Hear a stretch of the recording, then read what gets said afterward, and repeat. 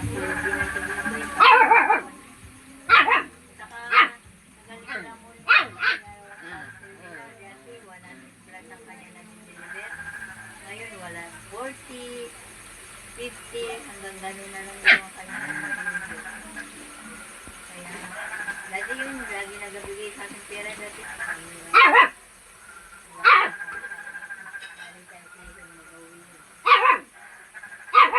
Sige na.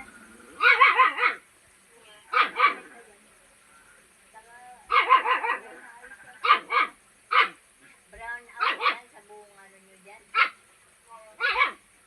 ilaw mo. Pag mga yung ganyan, magbili ka nga na ano, kahit na flashlight. Mura lang yan mga flashlight. Para pag nag-brown out, magagamit ang flashlight.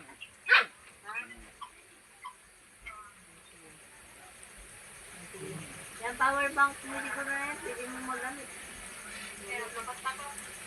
Hindi pa na charge? Aba kung gano'n lang pala yan.